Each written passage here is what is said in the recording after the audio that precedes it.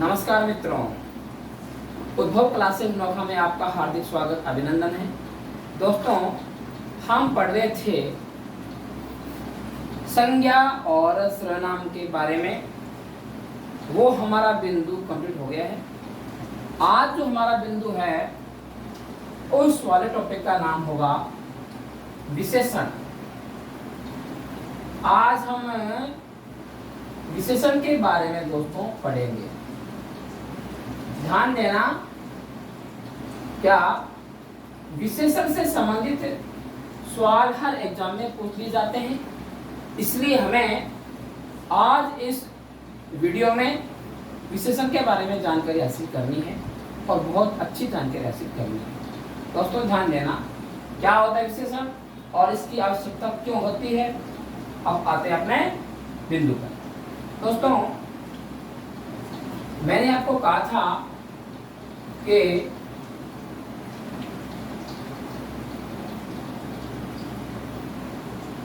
शब्दों के जो प्रकार है विकार के आधार पर,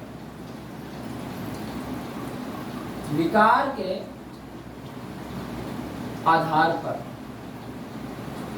तो हमारा आंसर था विकार के आधार पर शब्दों के प्रकार कितने थे?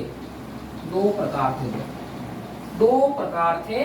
विकार के आधार पर शब्दों के प्रकार कितने प्रकार के थे? दो प्रकार। वो दो प्रकार कौन कौन से थे? ध्यान देना, एक तो था अपना विकारी शब्द और दूसरा कौन सा था? अविकारी शब्द। अब दोस्तों आपको यह देखना है विकारी शब्द कौन कौन से होते हैं। विकारी शब्दों में एक नाम आया था संज्ञा का, दूसरा नाम आया था दोस्तों सर्वनाम का, और नंबर 3 पे नाम आता है विशेषण का, और नंबर 4 पे नाम आता है क्रिया का। दोस्तों ध्यान देना, और फिर अविकारी में ध्यान देना, एक था अपना क्रिया विशेषण और दूसरा था समुच्चय बोधक, समुच्चय बोधक अव्यय, और नंबर तीसरा था विषमयादि बोधक अव्यय, विषमयादि बोधक अव्यय। नंबर 4 था संबंध बोधक अव्यय। एक और था दोस्तों, वो था कौन सा? निपात। लेकिन विकारी शब्दों के भेद माने जाते हैं कितने? 4। ये वाला निपात संख्या में शामिल नहीं किया जाता, और विकारी शब्दों की संख्या माने जाते हैं दोस्तों कितने? 4। हमने संज्ञा का अध्ययन कर लिया है और हमने विकारी शब्दों में सर्वनाम का अध्ययन कर लिया है। आज हम अध्ययन करेंगे उस बिंदु का नाम क्या है? विशेषण। तो दोस्तों ध्यान देना कि विशेषण क्या होता है। विशेषण एक विकारी शब्द होता है। विशेषण एक विकारी शब्द होता है। दोस्तों ध्यान देना, विशेषण विकारी शब्द होता है। अब ध्यान देना कि क्या होता है विकारी और क्या होता है अविकारी। वे शब्द जो लिंग, वचन, काल और कारक, वे शब्द जो लिंग, वचन, काल, कारक के द्वारा अपना स्वरूप बदल लेते हैं उन्हें विकारी शब्द कहते हैं। और वे शब्द जो अपना स्वरूप लिंग, वचन, काल और कारक के द्वारा नहीं बदलते वो अविकारी शब्द कहलाते हैं। दोस्तों ध्यान देना कि अविकारी शब्दों का स्वरूप कभी नहीं बदलता है। ये इनमें विकार उत्पन्न नहीं होता है लिंग वचन काल कारक के द्वारा। लिंग वचन काल व कारक के द्वारा स्वरूप नहीं बदलता, वो क्या कहलाता है? अविकारी शब्द। और जिसमें लिंग वचन काल कारक के द्वारा अपना स्वरूप बदल लेते हैं, मतलब अपना स्वरूप बदल लेते हैं, उन्हें दोस्तों क्या कहते हैं? विकारी शब्द। हमने विकारी शब्दों में संज्ञा का अध्ययन कर लिया है और हमने सर्वनाम का अध्ययन कर लिया है। आज हमारा जो बिंदु है उस बिंदु का नाम दोस्तों विशेषण। और क्या होता है विशेषण? विशेषण भी एक विकारी शब्द होता है। अब आते हैं दोस्तों विशेषण के टॉपिक पर कि क्या विशेषण है, और आज अपन करते हैं विशेषण से संबंधित सारे सवाल। अब दोस्तों देखना कि विशेषण के डेफिनेशन क्या है, विशेषण की तो मतलब डेफिनेशन क्या है वो देखते हैं। दोस्तों ध्यान देना, अभी आपको ये ध्यान देना कि विशेषण की डेफिनेशन क्या है। कि वे शब्द जो संज्ञा व सर्वनाम शब्दों की विशेषता बतलाते हैं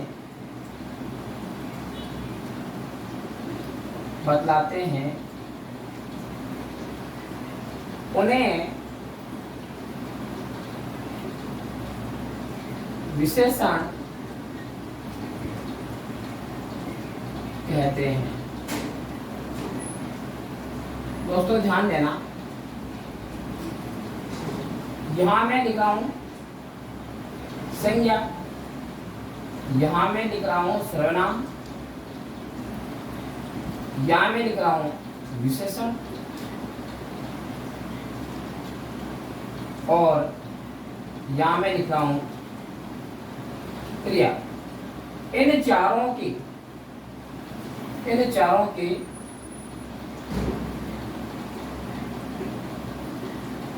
विशेषता बदलाने वाले शब्द देखना दोस्तों क्या क्या कहलाते हैं। संज्ञा और सर्वनाम दोनों की विशेषता बतलाने वाले शब्दों को कहा जाता है विशेषण। संज्ञा और सर्वनाम शब्दों की विशेषता बतलाने वाले शब्दों को क्या कहते हैं? विशेषण। और जो विशेषण की विशेषता बतलाते हैं उन्हें दोस्तों कहते हैं प्रत्यय विशेषण। उन्हें क्या कहा जाता है? प्रत्यय विशेषण। और जो क्रिया की विशेषता बतलाते हैं उन्हें कहा जाता है दोस्तों क्रिया विशेषण। अब दोस्तों मैंने इतना आपको इसलिए बताया क्योंकि चारों के चारों विकारी शब्द है, संज्ञा, सर्वनाम, विशेषण और क्रिया। संज्ञा शब्दों की विशेषता बतलाने वाले शब्द विशेषण कहलाते हैं, और सर्वनाम शब्दों की विशेषता बतलाने वाले शब्द विशेषण कहलाते हैं, और विशेषण की विशेषता बतलाने वाले शब्द क्या कहलाते हैं? प्रत्यय विशेषण। और जो क्रिया की विशेषता बतलाते हैं उन्हें कहा जाता है क्रिया विशेषण। यहाँ तक दोस्तों आपको समझ में आ गया होगा कि विकारी शब्द संख्या में 4 होते हैं, संज्ञा और सर्वनाम और विशेषण और नंबर 4 क्रिया। अब देखना दोस्तों कि संज्ञा व सर्वनाम शब्दों की विशेषता बतलाने वाले शब्द क्या कहलाते हैं? विशेषण। और जो विशेषणों की विशेषता बतलाते हैं उन्हें कहा जाता है प्रत्यय विशेषण, और जो क्रिया की विशेषता बतलाते हैं उन्हें कहा जाता है क्रिया विशेषण। अब दोस्तों ध्यान देना कि क्या विशेषण के भी दूसरे और कोई नाम हो सकते हैं इसके समानार्थी? बिल्कुल दोस्तों ध्यान देना, विशेषण को कहा जाता है, क्या ध्यान देना दोस्तों, कि विशेषता बतलाने वाला शब्द, विशेषता बतलाने वाला शब्द, मतलब इसका कहने का क्या है, विशेषण को कहा जाता है विशेषक। क्या कहा जाता है? विशेषक। और विशेषण का एक नाम और क्या है? उपमान। क्या नाम है? उपमान। अब दोस्तों ध्यान में देना कि क्या होता है विशेषण, क्या होता है उपमान, और क्या होता है विशेषण। दोस्तों ध्यान देना, क्या होता है विशेषक कि जिन शब्दों से विशेषता बतलाई जाए, जिन शब्दों से विशेषता बतलाई जाए उन्हें कहते हैं विशेषण, विशेषक और उपमान। ये मतलब तीनों के तीनों एक ही चीज है। या बोल सकते हैं विशेषण, या बोल सकते हैं विशेषक, या बोल सकते हैं उपमान। अब दोस्तों एक होता है उपमेय, होता है उपमेय, और उपमेय को कहा जाता है विशेष्य। उपमेय को क्या कहा जाता है? विशेष्य कहा जाता है। दोस्तों ध्यान देना, ये क्या होता है? विशेष्य। बहुत अच्छी चीज है, आपको समझना है कि क्या होता है विशेष्य। विशेष्य का मतलब होता है कि जिसकी विशेषता, जिसकी विशेषता बतलाई जाए, मतलब जिस शब्द की हम विशेषता बतला रहे हैं वो हमारे लिए विशेष्य है, और जिन शब्दों से विशेषता बतलाई जा रही है वो हमारे लिए विशेषक है, उपमान है। दोस्तों इसको मैं एक एग्जांपल से आपको सुनाने की कोशिश करता हूँ, क्योंकि एग्जांपल से आपको एकदम साफ साफ सुनने आ जाएगा। तो ध्यान देना, ध्यान रखना, मैंने यहाँ लिखा बालक। अब आप सभी जानते हो कि ये जो लिखा मैंने बालक ना, ये अपने आप में क्या है? संज्ञा है। ये क्या है? संज्ञा। और इधर मैंने लिख दिया सुंदर। अब ये जो सुंदर आप ये देख रहे हो ना, ये क्या है? ये विशेषण। ये क्या है दोस्तों? विशेषण। अब आपको एकदम अच्छा सा आगे का समझ में कि संज्ञा की विशेषता बताने वाले शब्द क्या कहलाते हैं? विशेषण, है ना। अब ये जो है ना विशेषण है, इसी को ही तो कहा जाता है विशेषक। यानी यहाँ ये जो लिखा है ना सुंदर, ये क्या है? विशेषक है, और यही हम मानते हैं उपमान। और ये जो लिखा हुआ ना बालक की विशेषता बताई जा रही है, देखो मैंने क्या लिखा कि जिसकी विशेषता बतलाई जाए वो उपमेय कहलाता है। यहाँ बालक की विशेषता बतलाई जा रही है कि बालक सुंदर है। तो दोस्तों ध्यान देना, ये जो बालक है ना, ये क्या हो गया? ये हो गया उपमेय, यानी कि विशेष्य। ये दोस्तों ध्यान में आपको रखना है। यहाँ भी क्या आ रहा है? ये आ रहा है, यहाँ भी क्या आ रहा है? ये आ रहा है। मतलब विशेष्य और उपमेय एक ही चीज होती है, और विशेषण, विशेषक और उपमान ये तीनों एक ही चीज होती है। यहाँ इस वाक्य में ये जो सुंदर है, ये जो सुंदर जो शब्द है वो विशेषण है, विशेषक है और उपमान है, और ये जो बालक शब्द है वो उपमेय है और विशेष्य है। अब दोस्तों ध्यान देना कि ये सुंदर है ना, इससे, इस शब्द से बालक की विशेषता बतलाई जा रही है। तो ये सुंदर क्या हो गया? विशेषण, विशेषक, उपमान हो गया। ये जो बालक है इसकी विशेषता बतलाई जा रही है सुंदर के द्वारा, है ना। तो ये जो बालक है वो क्या हो गया? उपमेय, विशेष्य हो गया। अब दोस्तों मुझे आशा है कि आपको यहाँ तक समझ में आ गया होगा। अब क्या होता है विशेष्य? यानी कि संज्ञा व सर्वनाम की विशेषता बतलाने, संज्ञा व सर्वनाम की जिससे विशेषता बतलाई जा रही है वो विशेष्य है। अब दोस्तों आगे चलते हैं और इसमें क्या है। अब दोस्तों इसमें हम ये देखेंगे कि विशेषण जो है, एक आपको देता हूं इसका एग्जांपल ताकि आपको समझ में एकदम अच्छा सा आ जाएगा। देखना दोस्तों,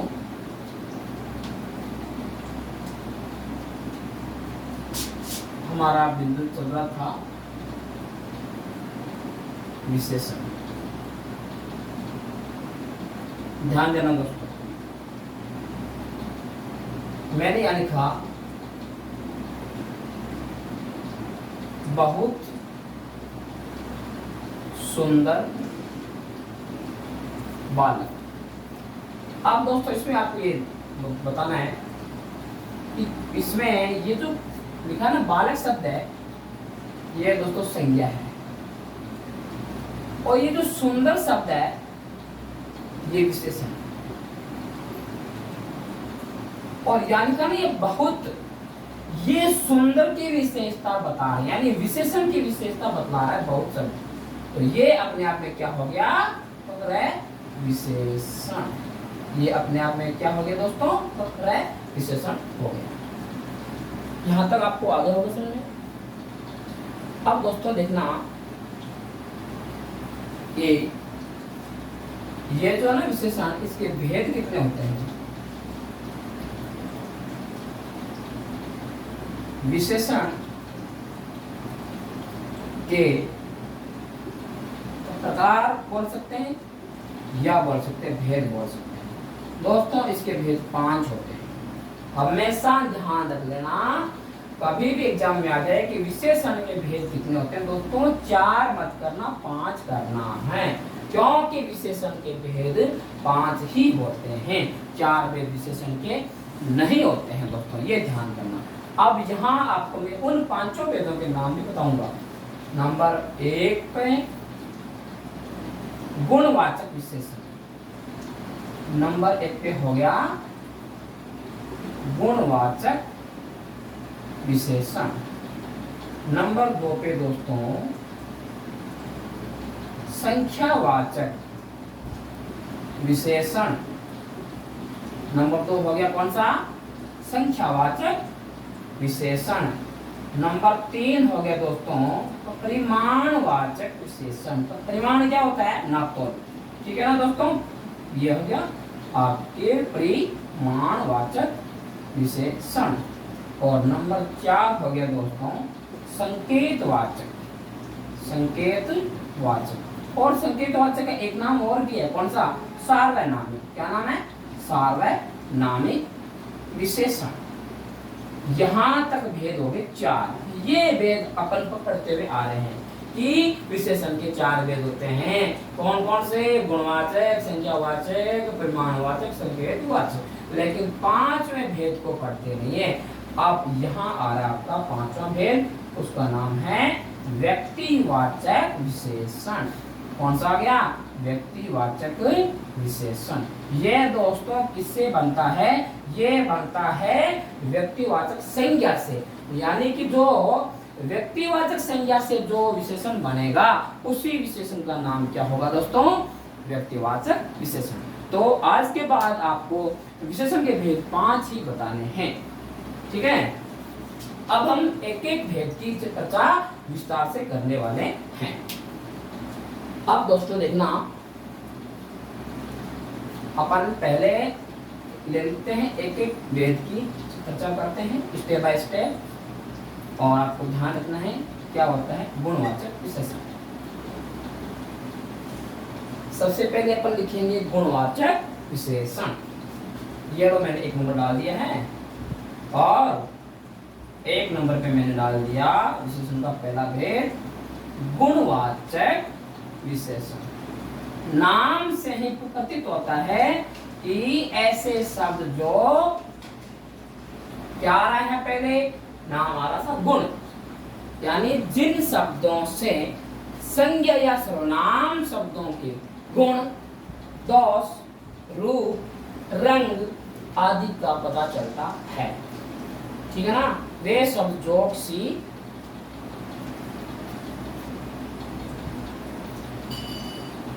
वे शब्द जो किसी संज्ञा या सर्वनाम शब्दों के गुण, दोष, रूप, रंग, आकार, वे शब्द जो किसी संज्ञा या सर्वनाम के गुण, दोष, रूप, रंग, आकार, स्वभाव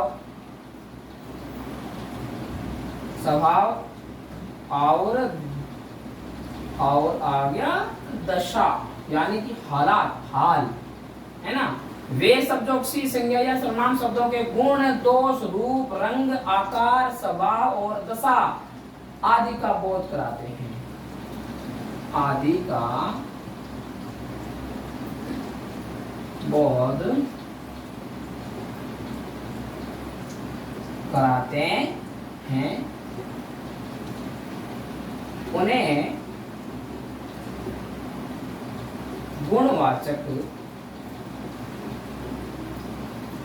विशेषण कहते हैं। दोस्तों, आपको गुणवाचक विशेषण की डेफिनेशन समझ आ गई होगी कि वे शब्द जो किसी संज्ञा या सर्वनाम शब्दों के गुण, दोष, रूप, रंग, आकार, स्वभाव और उनकी दशा आदि का बोध कराते हैं, उन्हें गुणवाचक विशेषण कहते हैं। जैसे राम अच्छा लड़का है, तो उसमें अच्छा होने का क्या है? गुण। राम बुरा लड़का है, तो उसमें बुरा क्या है? उसमें दोष है ना। और गाय सफेद है, इसमें क्या हो गया? रंग हो गया। रूप, रंग, आकार, स्वभाव देखना कि रहदा तो गाय है, अब राधा का स्वभाव कैसा हो गया? गाय के जैसा, यानी कि निर्मल, है ना। तो ये उसका स्वभाव हो गया, उसकी आदत हो गई। और फिर ये दशा, यानी उसकी हालात कैसी है ना, वो होती है दशा।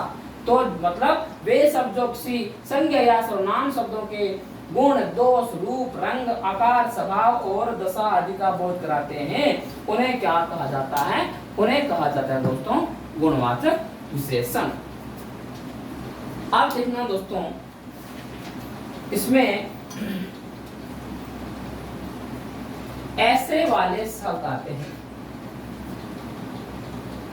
एग्जाम्पल लिख रहा हूं कि गुणवाचक में कौन कौन से शब्द आ सकते हैं।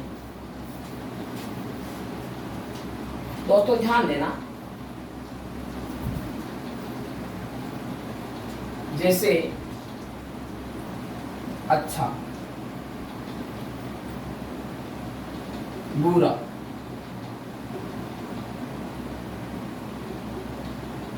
छोटा, बड़ा, काला, सफेद,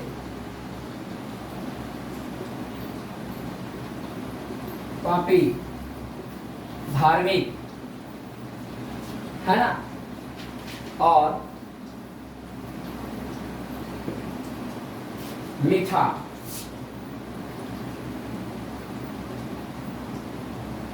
और ये भला, देसी, यानी ऐसे कुछ शब्द आएंगे जो अपने को गुण, दोष, रूप, रंग, आकार, स्वभाव और दशा का बोध कराएंगे, वो गुणवाचक विशेषण होते हैं। इसमें दोस्तों इतना ही था। अब हम लेते हैं इसका अगला भेद। इसका नाम है संख्यावाचक विशेषण। नाम से ही इसको प्रतीत होता है कि संख्या का बोध करेगा। आगे वाला जो भेद है ना, उसका नाम क्या है? संख्यावाचक विशेषण। नाम से मालूम हो रहा है कि इसमें संख्या का ज्ञान होगा। नंबर 2 है दूसरा, संख्यावाचक विशेषण। दोस्तों ध्यान देना, इसके 2 भेद होते हैं। इसके 2 भेद होते हैं। एक भेद का नाम क्या होता है? निश्चित। एक भेद का नाम है निश्चित संख्यावाची विशेषण। एक होता है अनिश्चित संख्यावाचक विशेषण। दोस्तों ध्यान देना, संख्यावाचक विशेषण के 2 भेद होते हैं। एक तो कौन सा? निश्चित संख्यावाचक। दूसरा कौन सा? अनिश्चित संख्यावाचक। और संख्यावाचक विशेषण का क्या अर्थ होता है? वे शब्द जो संज्ञा या सर्वनाम शब्दों की निश्चित व अनिश्चित संख्या का बोध कराते हैं। उन्हें क्या कहा जाता है? संख्यावाचक विशेषण। ये संख्यावाचक विशेषण की डेफिनेशन है। दोस्तों ध्यान से सुनना, वह शब्द जो संज्ञा या सर्वनाम शब्दों की निश्चित व अनिश्चित संख्या का बोध कराते हैं। बोध का मतलब होता है जानकारी देना। तो संख्यावाचक विशेषण के 2 भेद हो गए। एक भेद कौन सा हो गया? एक भेद का नाम है निश्चित संख्यावाचक विशेषण और दूसरा कौन सा हो गया? अनिश्चित संख्यावाची विशेषण। अब दोस्तों इसमें अंतर क्या है, थोड़ा ध्यान में रखना है। क्या होता है आपका निश्चित और क्या होता है अनिश्चित? निश्चित वह होता है जिसमें संख्या होती है, फिक्स होती है। निश्चित वह होता है जिसमें संख्या क्या होती है? फिक्स होती है। लेकिन अनिश्चित क्या है? जिसमें संख्या फिक्स कुछ नहीं होता है ना। ये इसमें अंतर था। अब आप ध्यान देना कि निश्चित संख्यावाचक विशेषण है वो मतलब एग्जाम में कैसे आते हैं। तो दोस्तों ध्यान देना, पहले मैं आपको समझाऊंगा कि निश्चित संख्यावाचक जो विशेषण है इसमें क्या क्या आता है। दोस्तों ध्यान देना कि निश्चित वाचक जो ये वाला विशेषण है ना, इसमें क्या क्या आता है। पहला इसमें क्या आता है? निश्चित संख्यावाचक में गणनावाचक। पहले क्या आता है दोस्तों इसमें संख्यावाचक में? गणनावाचक। और फिर दूसरा क्या आता है? दूसरा आता है क्रमवाचक। दूसरा क्या आता है दोस्तों? क्रमवाचक। और नंबर तीसरा कौन सा होता है? आवर्तीवाचक। आवर्तीवाचक। और नंबर 4 पे कौन सा आता है? देखो पहला क्या हो गया? गणनावाचक। ये मैं बता रहा हूँ निश्चित संख्यावाचक विशेषण के मैं बता रहा हूँ। एक होता है गणनावाचक, दूसरा क्रमवाचक और तीसरा आवर्तीवाचक और चौथा समुदायवाचक। चौथा समुदायवाचक। अब दोस्तों ध्यान देना, क्या होता है गणनावाचक, क्या होता है क्रमवाचक, क्या होता है आवर्तीवाचक और क्या होता है समुदायवाचक। दोस्तों ध्यान देना, यहां लिखा है गणना का अर्थ होता है गिनती, यानी कि 1 2 3 ऐसे। अगर ऐसे आएगा 1 2 3 4 5 6, वो किस में आएगा? गणनावाचक में। और ये होगा किसका? निश्चित संख्यावाचक विशेषण का होगा। अब आ रहा है दूसरा क्रमवाचक। इसमें दोस्तों कैसे होगा ध्यान देना। तो क्रम का अर्थ क्या होता है? जैसे आएगा पहला, फिर आता है दूसरा, फिर आता है कौन सा? तीसरा। ऐसे आगे से आगे आते रहेंगे, पहला दूसरा तीसरा चौथा पांचवा छठा। ये क्या होता है दोस्तों? इसको बोला जाता है अपना क्रमवाचक।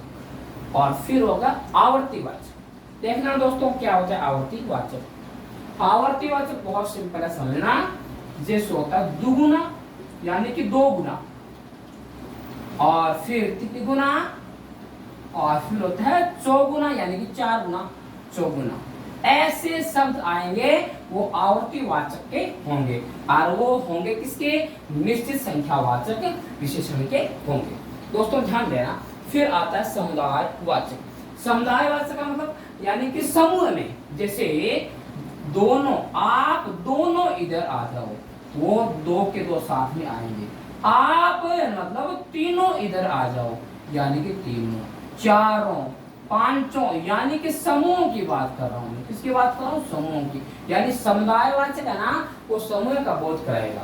दोस्तों ध्यान देना, मैंने निश्चित संख्यावाचक विशेषण में आपको 4 नाम दिए हैं। एक नाम क्या दिया था, पहला नाम क्या दिया था, पहला दिया था गणनावाचक, यानी 1 2 3 4 5 6 7 ऐसा जो होता है वो कहलाता है गणनावाचक। और नंबर 2 क्या दिया था, परमवाचक। वो क्या था, मतलब पहला, दूसरा, तीसरा, चौथा, पांचवा, छठा, ये क्या होता है, परमवाचक होता है। और फिर मैंने दिया था आपको आवर्तीवाचक, यानी कि 2 गुना, 3 गुना, 4 गुना, 5 गुना, 6 गुना, ये जो होता है ना, ये दोस्तों क्या होता है, आवर्तीवाचक। और फिर है चौथा समुदायवाचक। समुदायवाचक यानी कि समूह का बोध करेगा, यानी कि दोनों, तीनों, चारों, पांचों ऐसे, है ना। तो ये दोस्तों आता है, किसमें आता है, ये निश्चित संख्यावाचक विशेषण में आता है। ये संख्यावाचक विशेषण में ऐसा होता है। फिर दोस्तों देखना, फिर हमारा रह गया क्या कि अनिश्चित संख्यावाचक विशेषण में क्या होता है, अनिश्चित संख्यावाचक विशेषण। आप दोस्तों ध्यान देना, इधर मैं दिखाता हूँ अनिश्चित संख्यावाचक विशेषण की क्या पहचान है। एग्जाम में आ जाए तो क्या करेंगे, दोस्तों ध्यान देना। इधर मैं दिखाता हूँ अनिश्चित संख्यावाचक विशेषण के शब्द, अनिश्चित संख्यावाचक विशेषण के शब्द। आप देखना, यहां में वो ही शब्द लिख रहा हूं जो अनिश्चित संख्यावाचक विशेषण में आते हैं, और वो आते ही शब्द आपको सीधा सा आंसर दे देना कि ये अनिश्चित संख्यावाचक विशेषण है। देखना दोस्तों, एक होता है कई, एक होता है कुछ, एक होता है कई, एक होता है कुछ, और एक होता है सब, एक होता है बहुत, और फिर थोड़े। दोस्तों बात को समझना, मैंने बोला कि मैंने कल कई लोगों को आते हुए देखा, उसमें संख्या मालूम है क्या, संख्या मालूम नहीं है, इसका मतलब ये अनिश्चित हो गया, है ना। मैंने कल कुछ आदमियों को मेरे पास आते हुए देखा, कुछ भी अनिश्चित है ना। वहां पर सब मौजूद थे, अब यहाँ मैंने सब बोल दिया सब, यानी वहां कितने मौजूद थे, पता नहीं, बिल्कुल पता नहीं। क्यों नहीं पता, क्योंकि सबका यहाँ हमें ना सीधा सीधा पता नहीं चल रहा कि सब में संख्या कितनी होती है, क्योंकि तो अनिश्चित है ना। बहुत सारे लोगों की भीड़ जमा हो गई, दोस्तों ध्यान देना, अनिश्चित हो गया। फिर थोड़े से, आज वाले मीटिंग में थोड़े से आदमी आए, यानी संख्या में थोड़े थे, लेकिन संख्या अननोन है, अनिश्चित है। दोस्तों ध्यान देना, जहां एग्जाम में आपको पूछ दिया जाए ये कई, कुछ, सब, बहुत और थोड़े, इनमें से कोई भी शब्द आ जाए और आपसे पूछ दिया जाए इनमें कौन सा विशेषण होगा, दोस्तों सीधा आंसर दे देना, अनिश्चित संख्यावाचक विशेषण के शब्द है। और अगर ऐसे आ जाए 1 2 3, पहला, दूसरा, तीसरा, और 2 गुना, 3 गुना, 4 गुना, 2 3 5 चारों ऐसे आ जाए तो आप दे देना निश्चित संख्यावाचक विशेषण के शब्द है। दोस्तों हमारे 2 भेद कंप्लीट हो गए हैं। अब मैं आपको समझाने वाला हूँ इसी विशेषण का तीसरा भेद। अब ध्यान देना दोस्तों, इसका कौन सा है तीसरा भेद, कौन सा है, देखना दोस्तों। इसका जो भेद है तीसरा, उस भेद का नाम क्या है,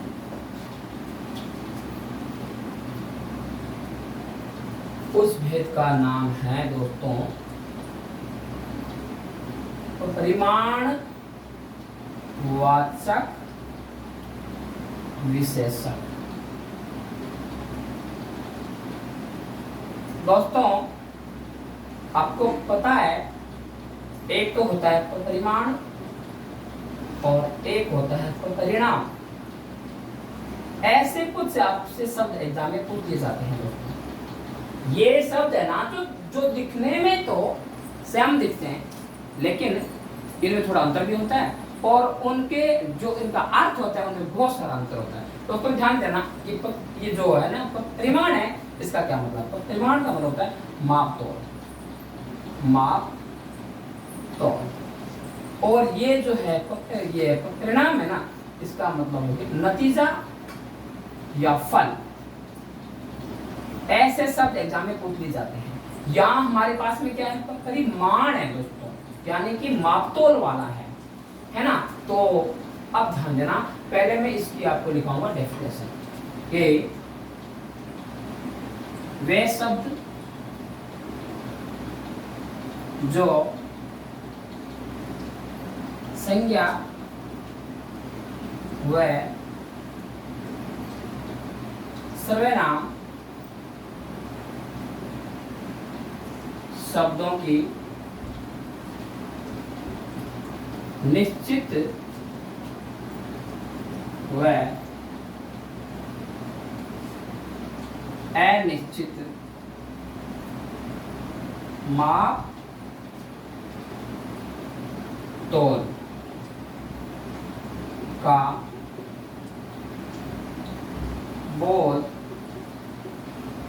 बोध कराते हैं, उन्हें क्या कहा जाता है? परिमाण वाचक। दोस्तों ध्यान देना, वे शब्द कौन से? वे शब्द जो संज्ञा व सर्वनाम शब्दों की निश्चित और अनिश्चित, यानी संख्यावाचक के भांति इसके भी दो भेद होंगे, एक होगा निश्चित और दूसरा होगा अनिश्चित। दोस्तों ध्यान देना कि वे शब्द जो संज्ञा व सर्वनाम शब्दों की निश्चित यानी कि फिक्स और अनिश्चित यानी अनफिक्स माप या तोल का बोध कराते हैं, उन्हें कौन सा विशेषण कहा जाता है? परिमाणवाचक विशेषण। अब देखो इसकी परिभाषा में भी दो शब्द आ रहे हैं, एक तो आ रहा है निश्चित आ रहा है, दूसरा आ रहा है अनिश्चित आ रहा है। इसका मतलब इसके भी दो भेद होंगे। तो ध्यान देना, एक भेद कौन सा होगा? निश्चित परिमाणवाचक, और दूसरा कौन सा हो जाएगा? अनिश्चित परिमाणवाचक। इधर मैं लिख देता हूं निश्चित परिमाणवाचक विशेषण, और इधर मैं लिख देता हूं अनिश्चित परिमाणवाचक विशेषण। यानी मेरे कहने का मतलब यह है कि ये जो परिमाणवाचक है ना, इसके भी दोस्तों दो भेद होते हैं, एक होता है निश्चित और दूसरा होता है अनिश्चित। निश्चित में क्या होता है कि फिक्स मापतोल का मतलब क्या है कि बोध होता है, और अनफिक्स में क्या होता है? अनिश्चित में मतलब फिक्स मापतोल का बोध नहीं होता है। दोस्तों ध्यान देना, जैसे आता है 2 मीटर, ये क्या हो गया? ये एकदम हो गया फिक्स हो गया। 5 किलो, ये क्या हो गया? फिक्स हो गया ना, है ये हो गया निश्चित। अब दोस्तों ध्यान देना, इसके अलावा 7 लीटर, 7 लीटर। अब देखना, लीटर में तो अपन करते हैं नाप करते हैं, और किलो में क्या करते हैं? किलो में करते हैं तोल, और लीटर में क्या किया जाता है? माप किया जाता है। क्या लिखा? नाप या माप, अंतर बहुत है दोस्तों ध्यान देना। यहाँ लिखा होता मीटर, इससे अपन क्या करते हैं? नापते हैं, और यहाँ लिखा है लीटर, इससे क्या करते हैं? मापते हैं, और यहाँ लिखा है किलो, इसमें क्या करते हैं? तोलते हैं। दोस्तों ऐसा होता है इसमें निश्चित परिमाणवाचक में एकदम फिक्स होता है, और फिर अनिश्चित में देखो थोड़ा बहुत, और फिर कम ज्यादा, ऐसे शब्द आपको देखने मिलेंगे ना, वो अनिश्चित परिमाणवाचक होगा।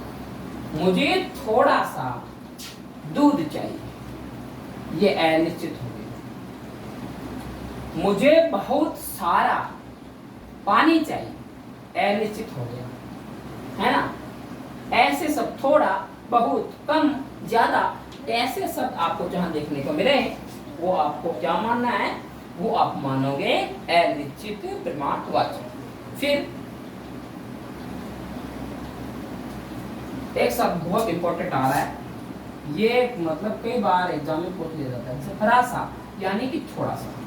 अगर ये भी आ जाए ना, शब्द आ जाए, तो ये भी किसका होगा, अनिश्चित परिमाणवाचक का होगा। अब दोस्तों एक चीज आपको मैं इसमें ये बताना चाहता हूँ कि एक तो लिखा मैंने थोड़ा और एक मैंने लिख दिया थोड़े।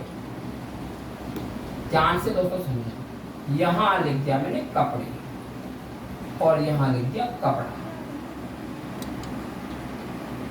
अब मुझे बताना है यह कौन से विशेषण में आएगा और यह कौन से विशेषण में आएगा। बहुत ज्यादा समझने की आवश्यकता है, यानी कि थोड़े कपड़े, यानी ये संख्या का बोध करेगा क्या। देखो तो आराम से देख के बता दो कि ये सब क्या, मैं क्या कहने वाला हूं। यहां लिखा थोड़े कपड़े, यानी ये संख्या वाला है, थोड़े कपड़े, है ना। तो ये क्या है, अनिश्चित संख्यावाचक विशेषण। और ये थोड़ा कपड़ा, याद करना ना थोड़ा, ये क्या हो गया, अनिश्चित परिमाणवाचक विशेषण। दोस्तों ऐसे सवाल एग्जाम में पूछ लिए जाते हैं, इसलिए आपको ऐसे सवालों में कहीं भी रॉन्ग मत करना, ये ध्यान रखना। जहां शब्द आगे लिखा हुआ थोड़ा, वो किसमें जाएगा, अनिश्चित परिमाणवाचक में जाएगा। जहां शब्द लिखा आ जाए थोड़े, वो किसमें जाएगा, अनिश्चित संख्यावाचक विशेषण में जाएगा दोस्तों। ठीक है, अभी एक और मैं आपको बता रहा हूं। जैसे मैंने यहां लिख दिया बहुत बालक, और यहां लिख दिया मैंने बहुत पानी।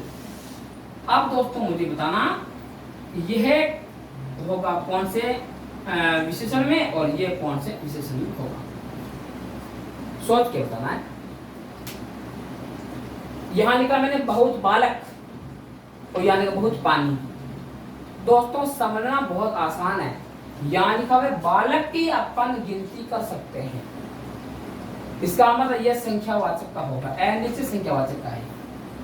यहाँ लिखा पानी, इसको अपन, ये अनकाउंटेबल है, पानी को अपन गिन नहीं सकते, तो ये किसमें जाएगा, परिमाणवाचक में, अनिश्चित परिमाणवाचक में। अब दोस्तों इसमें इतना ही समझना था, जो काउंटेबल है, जो मतलब जिसकी अपन गिनती कर सकते हैं, वो जाता है संख्यावाचक में, और अपन जिसकी गिनती नहीं कर सकते वो जाता है परिमाणवाचक में, है ना। तो अब आपको मैंने समझा दी इसके तीनों भेद। अब मैं आता हूं उसका भेद नंबर 4 पे। उसमें क्या क्या है उसकी अपन करते हैं चर्चा। जहां दोस्तों आपको समझने नहीं आए ना, तो अपना कमेंट बॉक्स में छोड़ देना, मैं देख लूंगा आपके कहाँ समस्या आ रही है और आपकी समस्या का श्योर आपका समाधान किया जाएगा। ठीक है, अब अपन करते हैं इसका भेद कौन सा, चौथा भी, अपनी भाषा में मारवाड़ी में कौन सा, चौथा भी, है ना। अब दोस्तों ध्यान देना कि इसका चौथा भेद कौन सा है। ये आ रहा चौथा, संकेतवाचक। संकेतवाचक, इसी का एक नाम है सार्वनामिक। क्या नाम है, सार्वनामिक विशेषण। दोस्तों इसको समझने से पहले आप थोड़ा सा आप ये समझो कि मैंने आपको कल मतलब पिछले वीडियो में 5 आपको मैंने शब्द दिए थे, यह वह, ये वे और वो। क्या दिया था, यह वह, ये वे और वो, ये 5 आपको मैंने शब्द दिए थे और मैंने कहा अगर इनके तुरंत बाद में संज्ञा आ जाए, इनके बाद में क्या आ जाए, संज्ञा आ जाए, तो वो शब्द किसके गिने जाएंगे, संकेतवाचक विशेषण के गिने जाएंगे। जैसे यह है घर, वह है पुस्तक, ये आदमी, वे लड़के, वो मानुष। तो ये जो शब्द है ना, यह वह ये वे वो, इनके बाद में तो तुरंत बाद में क्या आ रही, संज्ञा आ रही है, तो ये शब्द पांचों के पांचों किसमें गिने जाएंगे, संकेतवाचक या सार्वनामिक विशेषण में गिने जाएंगे। जैसे मैंने बोल दिया इनके अलावा भी शब्द होते हैं कुछ, इन पांचों के अलावा भी शब्द होते हैं, वो भी मैं आपको बता देता हूं। एक होता है इस, एक होता है उस, ये दो शब्द और आगे देखो है ना, इस और उस। इसके अलावा और देखते हैं कौन से शब्द है। हाँ, तो अब देखना मैंने लिख दिया इस गेंद को, इस गेंद को मत फेंको, फिर उस पुस्तक को पढ़ो, उस पुस्तक को पढ़ो। दोस्तों इस वाक्य में समझने की बात क्या है, इस और उसके बाद तुरंत बाद में गेंद भी क्या संज्ञा है और पुस्तक भी संज्ञा है। अगर इन शब्दों से पहले कोई संज्ञा आ जाए तो वह विशेषण कौन सा होगा, संकेतवाचक या सार्वनामिक विशेषण होगा। अब दोस्तों इसकी क्या है डेफिनेशन, वो देख लेते हैं। वे सर्वनाम शब्द, ये जो शब्द मैंने कहा ना, यह वह ये वे वो इस उस, ये क्या है, ये सारे के सारे सर्वनाम शब्द है। क्या है, सर्वनाम शब्द है। वे सर्वनाम शब्द जो विशेषण के रूप में किसी संज्ञा या सर्वनाम की विशेषता बतलाते हैं। बहुत अच्छी डेफिनेशन है दोस्तों, है ना, कि यहां लिख देता हूं, वे सर्वनाम शब्द जो विशेषण के रूप में संज्ञा या सर्वनाम की विशेषता बतलाते हैं, उन्हें क्या कहा जाता है, संकेतवाचक या सार्वनामिक विशेषण।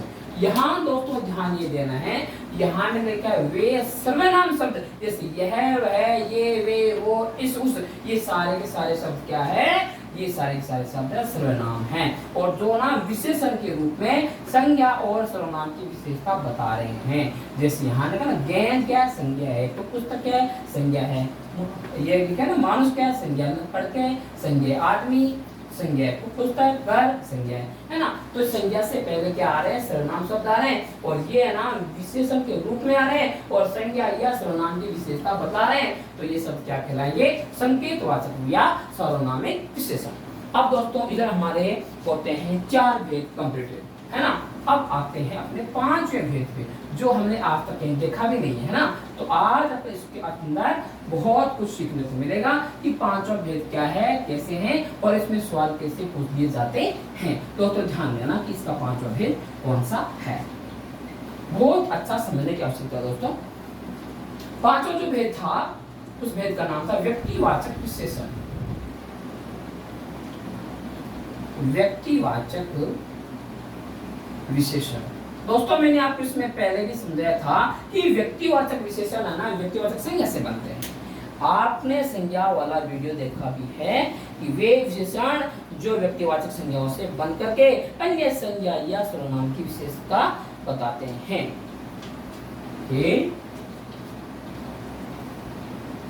वे विशेषण शब्द जो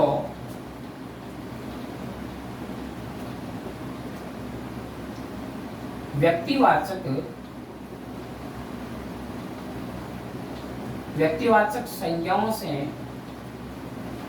संज्ञाओं से बनकर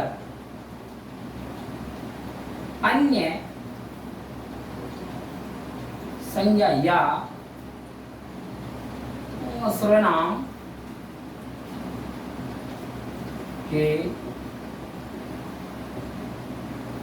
विशेषता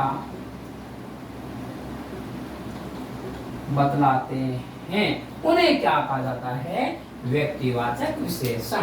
दोस्तों ध्यान से लिखना, वे विशेषण शब्द जो व्यक्तिवाचक संज्ञाओं से बनते हैं। किससे बनते हैं? व्यक्तिवाचक संज्ञाओं से। आपने व्यक्तिवाचक संज्ञा को बहुत अच्छा सा पढ़ा है दोस्तों कि क्या होती है व्यक्तिवाचक संज्ञा, और उन संज्ञाओं से बनकर के अन्य संज्ञा यानी इसके अलावा जो संज्ञा उसके लिए अन्य संज्ञा या सर्वनाम की विशेषता बता देते हैं ना, उनको व्यक्तिवाचक विशेषण कहा जाता है। अब दोस्तों ध्यान देना, इसमें क्या होता है कि जो व्यक्तिवाचक संज्ञा होती है ना, यहां मैं लिखा देता हूं,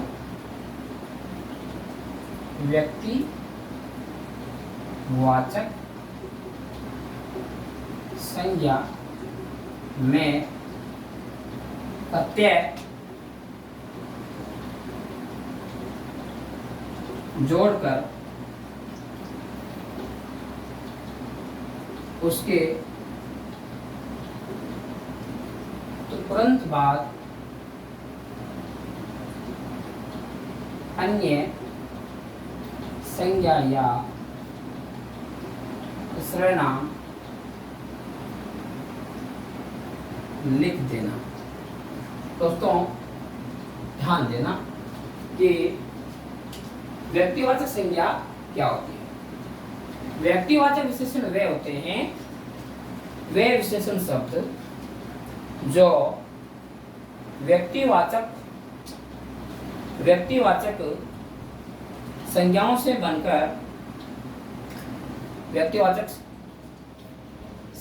बनकर के अन्य संज्ञा या सर्वनाम की विशेषता बतलाते हैं, उन्हें व्यक्तिवाचक विशेषण कहा जाता है। एक बार आराम से ध्यान से एक बार और सुनो, क्या कहा है मैंने? वे विशेषण शब्द जो संज्ञा जो व्यक्तिवाचक संज्ञाओं से बनती है। किससे बनती है? व्यक्तिवाचक संज्ञाओं से। व्यक्तिवाचक संज्ञा से बनकर के अन्य संज्ञा या सर्वनाम की विशेषता बतलाते हैं, उन्हें क्या कहा जाता है? व्यक्तिवाचक संज्ञा, नहीं विशेषण, है ना। और व्यक्तिवाचक संज्ञा में ना प्रत्यय को जोड़ करके और उसके तुरंत बाद में अन्य कोई संज्ञा लिख देना या कोई सर्वनाम लिख देना, तो वहां व्यक्तिवाचक विशेषण आपको दिखेगा। वो कैसे? आप थोड़ा देखना ध्यान से। जैसे मैंने लिख दिया जोधपुर, अब आप सोचना ये क्या है? ये है व्यक्तिवाचक संज्ञा।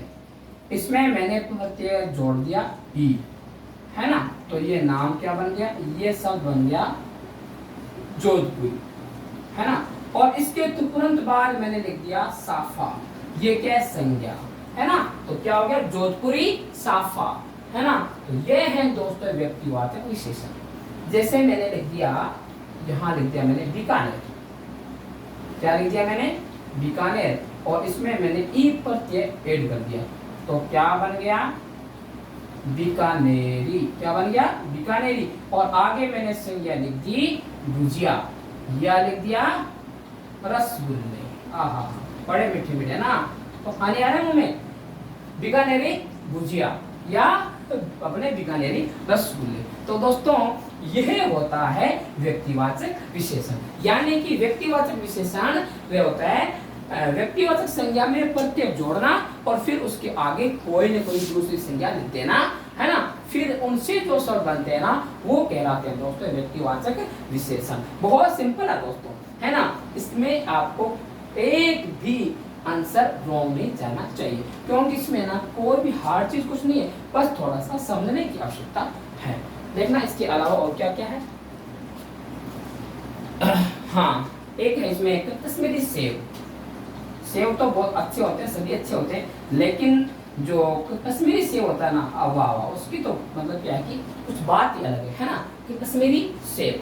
और इसके बाद में देखना बहुत सारी चीजें, हाँ बनारसी साड़ी, बोलो कितना अच्छा नाम आया ना, क्या कि बनारसी साड़ी। अगर साड़ी पहने तो क्या कहाँ की पहने, बनारस की, है ना, वाह वाह क्या बात है। तो ये होते हैं दोस्तों व्यक्तिवाचक विशेषण, है ना। तो ये थे अपने विशेषण के 5 भेद। अब दोस्तों अपन इसमें समझेंगे कि विशेषण जो होता है ना, इसकी अवस्थाएं कितनी होती है। दोस्तों ध्यान देना, विशेषण की मुख्य 3 अवस्था होती है। 1 नंबर में क्या होती है, मूलावस्था यानी मूल अवस्था। नंबर 2 में उत्तर अवस्था यानी उत्तरावस्था। और नंबर 3 पे उत्तम अवस्था मतलब उत्तमावस्था। दोस्तों देखना क्या है और कैसे है, अभी आपको समझा दिया जाता है। अब हम करेंगे विशेषण की अवस्थाओं के बारे में अध्ययन, है ना, क्योंकि हमने विशेषण के भेदों के बारे में बहुत अच्छा सीख लिया। अब हम सीखेंगे किसके बारे में, विशेषण की अवस्थाओं के बारे में। दोस्तों बहुत सिंपल है, इसमें ज्यादा कुछ ऐसे डिप्रेशन की आवश्यकता नहीं है कि क्या होगा कैसे होगा। विशेषण की मुख्यतः अवस्था होती है, 3 अवस्थाएं होती है, 3 अवस्थाएं। कितनी होती है, 3 अवस्था। नंबर 1 होती है मूलावस्था। नंबर 1 क्या होती है, मूलावस्था। नंबर 2 उत्तरावस्था, उत्तरावस्था। और नंबर 3 कौन सी होती है, उत्तमावस्था, उत्तमावस्था। दोस्तों ये है विशेषण की 3 अवस्था। एक तो है मूलावस्था, दूसरी है उत्तरावस्था और तीसरी है उत्तमावस्था। अब देखना क्या इसमें कि इसकी पहचान कैसे करेंगे कि ये क्या है, ये कैसे हैं इसकी अवस्थाएं, है ना। तो दोस्तों ध्यान देना, अवस्थाओं के बारे में आपको अध्ययन कराया जा रहा है कि इसका कैसे करेंगे। देखो मूलावस्था जो है ना, इसमें अन्य संज्ञा या सर्वनाम की कोई तुलना नहीं। मूलावस्था की बात कर रहा हूं, इसमें अन्य संज्ञा या सर्वनाम की तुलना नहीं की जाती किसी से भी। मतलब मूलावस्था में संज्ञा या सर्वनाम की किसी से भी तुलना नहीं की जा सकती, एक बात। नंबर 2, इसमें जो विशेषण होता है वो मूल रूप में होता है। अब मैं बात कर रहा हूं किसकी, मैं बात कर रहा हूं मूलावस्था की। दोस्तों ध्यान देना, इसमें विशेषण मूल रूप में होता है। इसमें किसमें, मूलावस्था में विशेषण भी मूल रूप में होगा और इसमें अन्य संज्ञा या सर्वनाम से तुलना नहीं है। और इसमें क्या क्या है मूलावस्था में, इसमें उपसर्ग और प्रत्यय का योग भी होगा। बहुत अच्छी बात है ये। कौन सी, इसमें किसमें, मूलावस्था में इसमें उपसर्ग व प्रत्यय का योग नहीं होता, ठीक है। और क्या क्या होता है देखो मूलावस्था में, बस इतना ही।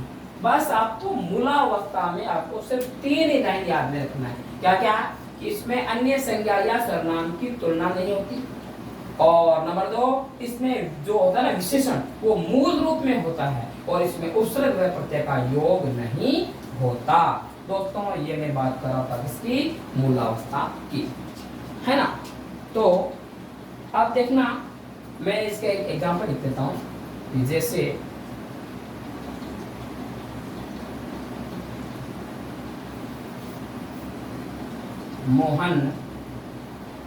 मोहन चालाक है। दोस्तों इस एग्जांपल से थोड़ा आपको समझना है, यहाँ लिखा मैंने मोहन, ये क्या है, अपने आप में संज्ञा है मोहन, है ना। यहाँ लिखा चालाक क्या है, विशेषण है ना। यहाँ मोहन से किसी की तुलना नहीं हो रही, क्योंकि यहाँ मोहन अकेला ही है, मोहन चालाक है बस, क्योंकि इस मोहन से किसी की भी तुलना नहीं होती है। और यहाँ लिखा ना चालाक, ये क्या है, ये विशेषण है और जो अपने आप में मूल रूप में है दोस्तों, ठीक है। और इसमें उपसर्ग और प्रत्यय का योग नहीं है, जैसे यहाँ लिखा ना चालाक में कुछ भी उपसर्ग और प्रत्यय नहीं लगा हुआ है दोस्तों। ऐसा किसमें होता है, मूलावस्था में, ठीक है। अब दोस्तों अपन बात करेंगे किसके, उत्तरावस्था की। तो ये आपको ये लाइनें तीनों है ना, इसमें आपको याद रखने की आवश्यकता है। अब दोस्तों अपन बात करेंगे उत्तरावस्था की, कि उत्तरावस्था में ऐसा क्या है जो मतलब मूलावस्था में नहीं था और उत्तरावस्था में है। दोस्तों ध्यान देना कि मूलावस्था में तो किसी से तो तुलना नहीं थी ना, लेकिन उत्तरावस्था में क्या है कि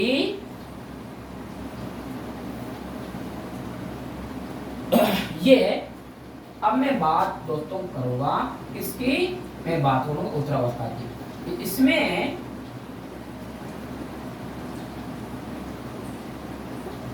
संज्ञा या सर्वनाम की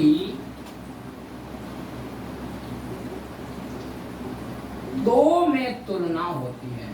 मूलावस्था में तो किसी से भी तुलना नहीं थी, लेकिन उत्तरावस्था में तुलना होती है, और वहां संख्या कितनी होगी, दो। मतलब दो में से एक को माना जाएगा श्रेष्ठ या नीचा भी मान सकते हैं, है ना।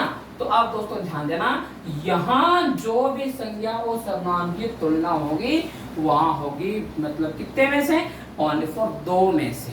उत्तरावस्था में दो में से तुलना की जाएगी, जैसे एक राम है और एक श्याम है। राम श्याम से चालाक है, यहाँ पे दो हो गए ना, राम और श्याम। अब इधर राम और श्याम का कंपैरिजन हो रहा है, राम श्याम से चालाक है, इसका मतलब श्याम है वो राम के जितना चालाक नहीं है, राम श्याम से चालाक है। जो राम है ना वो चालाक है श्याम से, है ना। तो इसका मतलब एक तो क्या हो गया, एक हो गया श्रेष्ठ और दूसरा थोड़ा उससे कम हो गया, है ना। तो मैंने कहा था ना कि इसमें दो में से तुलना होती है, इसमें उत्तरावस्था में। और क्या क्या होता है इसमें देखना दोस्तों, एक इसमें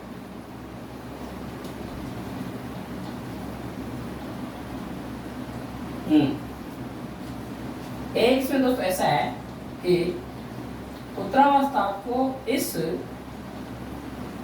ये लाइन बहुत इंपॉर्टेंट है, वेरी वेरी इंपॉर्टेंट लाइन, ध्यान देने की आवश्यकता है। इस अवस्था को बनाने के लिए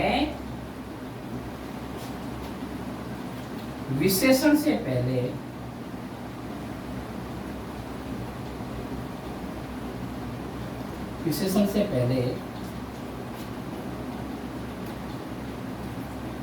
से लिखा जाता है। क्या लिखा जाता है, से लिखा जाता है विशेषण से पहले। मैंने आपको कहा था ना कि राम श्याम से चालाक है, तो चालाक क्या है, विशेषण है, और से उससे आ रहा है ना पहले, तो विशेषण से पहले से लिखा जाएगा उत्तरावस्था बनाने के लिए। इस अवस्था को मतलब बनाने के लिए विशेषण से पहले से लिखा जाता है, या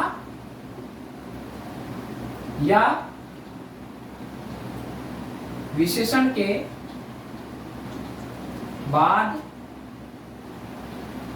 ये नाम पढ़ लो, तत्पर, यानी कौन सा इसमें प्रत्यय ऐड किया जाएगा, तत्पर प्रत्यय। तत्पर प्रत्यय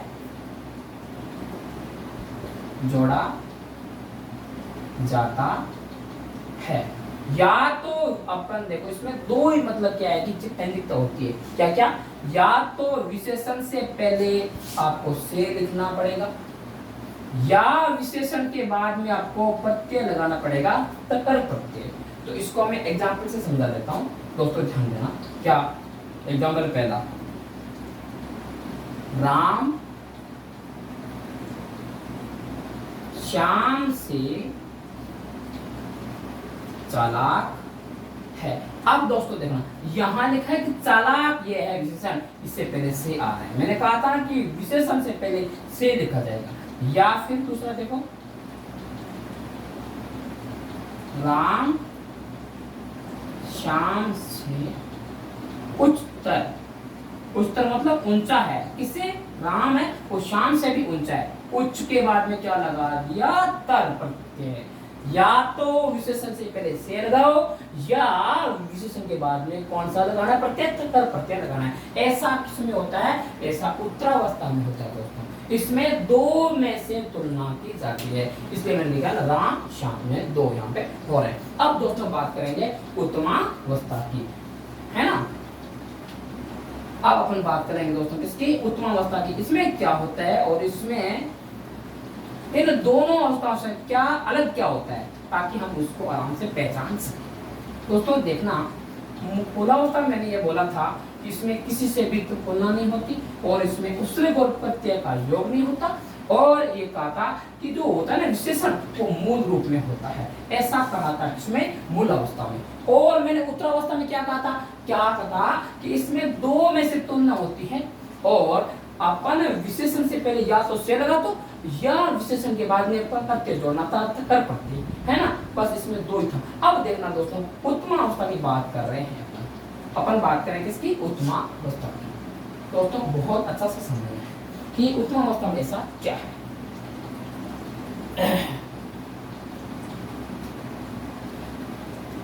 इसमें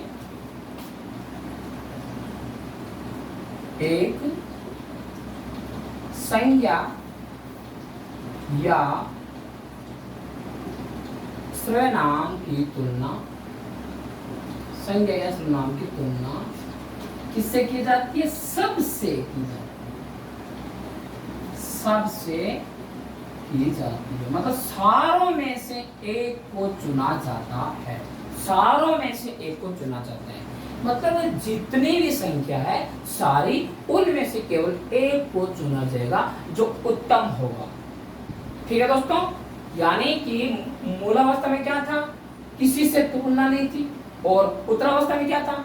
दो में से एक को लेना, है ना। और उत्तमावस्था में सारों में से एक को लेना, है ना। ये अंतर इसमें। और फिर देखना इसमें कौन सा पॉइंट? दूसरा, हाँ, उत्तमावस्था को बनाने के लिए, उत्तमावस्था को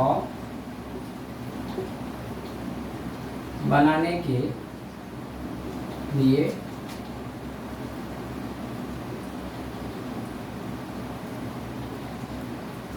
विशेषण से पहले, विशेषण से पहले क्या लिखा जाता है? सबसे। क्या लिखा जाता है? सबसे लिखा जाता है। इस कहाँ? विशेषण से ठीक पहले क्या लिखा जाता है? सबसे। जैसे राम सबसे होशियार है ना। होशियार क्या है? विशेषण, और उससे पहले क्या है? सबसे, अरे ना। तो उत्तमावस्था को बनाने के लिए विशेषण से पहले सबसे लिखा जाता है, या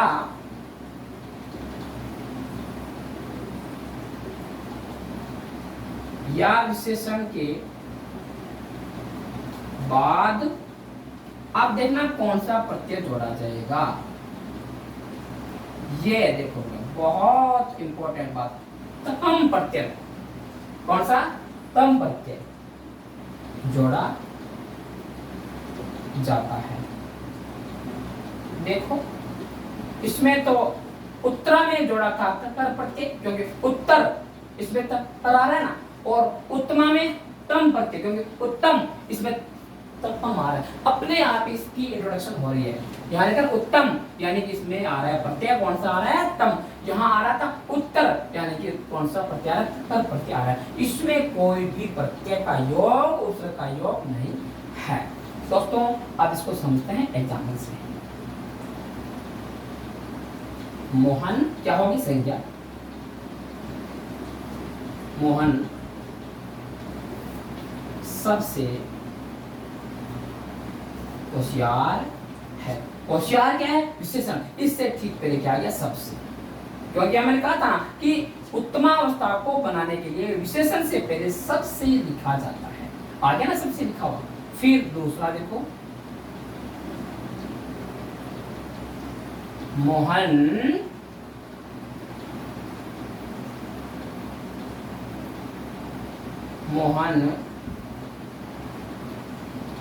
उच्चतम है। उच्चतम का मतलब सबसे ऊंचा है, उच्चतम यानी इंग्लिश में होती है ना कौन सी, सुपरलेटिव डिग्री, वैसे बोल रहा हूँ, ठीक है। तो दोस्तों इसमें क्या था कि मूलावस्था में किसी से तुलना नहीं, उत्तरावस्था में दो से तुलना, उत्तमावस्था में सारों से तुलना, ठीक है। और मूलावस्था में कोई उपसर्ग या प्रत्यय नहीं, उत्तरावस्था में ये तकर वाला होगा, प्रत्यय होगा, उत्तम अवस्था में तम प्रत्यय होगा, ठीक है दोस्तों। ये थी विशेषण की अवस्थाएं। अभी इसमें एक दो चीज और बची है दोस्तों, थोड़ा शांत रहना और ढंग से समझना कि क्या है। आप दोस्तों देखना कि विशेषण के भाग कितने होते हैं, विशेषण के कितने भाग हैं।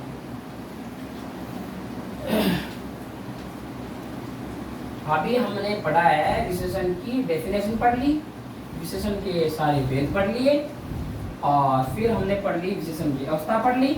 अब हम क्या पढ़ेंगे दोस्तों, विशेषण के अंग, यानी कि विशेषण के भाग कितने होते हैं। दोस्तों ध्यान देना, विशेषण के भाग, विशेषण के भाग दोस्तों होते हैं, दो भाग होते हैं। एक भाग का नाम होता है उद्देश्य विशेषण, एक भाग का नाम होता है उद्देश्य विशेषण, और दूसरे भाग का नाम होता है विधेय विशेषण। बहुत सिंपल चीज है, एक ही लाइन में सारा समझा दूंगा। क्या देखो, उद्देश्य विशेषण कहाँ होता है, बस इतना समझ लो, कर्ता से ठीक पहले, कर्ता से ठीक पहले कौन सा होगा, उद्देश्य विशेषण। और विधेय विशेषण क्या कहाँ होगा, कर्ता से बाद होगा। मतलब कर्ता के बाद जितना भी है वो सारा का सारा विधेय विशेषण है, और कर्ता से ठीक जो पहले है वो उद्देश्य विशेषण है। अब आप इसमें थोड़ा समझेंगे, इसको मैं एक लिखूंगा एग्जाम्पल उससे। क्या एग्जाम्पल पहला है,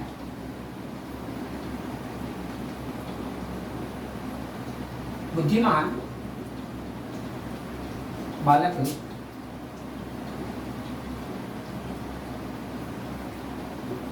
धार्मिक पुस्तकें पढ़ता है। मैंने लिखा वाक्य कि बुद्धिमान बालक धार्मिक पुस्तकें पढ़ता है। इसमें दोस्तों ये जो बालक है वो है कर्ता, और इससे ठीक पहले है बुद्धिमान, ये क्या हो गया, उद्देश्य विशेषण। आप दोस्तों देखना, ये जो मतलब जो बालक है करता है, इसके बाद ये जितना भी आ रहा है सारा कुछ, ये दोस्तों कौन सा विशेषण होगा, विधेय विधेय विशेषण। बस इतना ध्यान देना, क्या कि कर्ता से ठीक पहले वाला उद्देश्य विशेषण, और कर्ता के बाद वाले सारे का सारा विधेय विशेषण। अब एक लाइन और लिखूंगा, फिर आपको मैं ये पूछ रहा हूँ इसमें क्या होगा। मैंने लिख दिया मोहन होशियार है, मैंने लिख दिया मोहन होशियार है। ये आपके लिए प्रश्न छोड़ के जा रहा हूं कि इसमें उद्देश्य विशेषण होगा या विधेय विशेषण होगा। इसका आंसर मैं बताऊंगा आगे वाले वीडियो में। दोस्तों ध्यान देना दोस्तों कि इसमें उद्देश्य विशेषण होगा या विधेय विशेषण होगा। मुझे आशा है आपको ये आंसर आ जाएगा। दोस्तों आज इतना ही, फिर अगली वाली क्लास में अध्ययन करेंगे। अगर आपको ये वीडियो अच्छा लगे तो शेयर करना, लाइक करना और सब्सक्राइब अवश्य करना। ओके दोस्तों, गुड नाइट।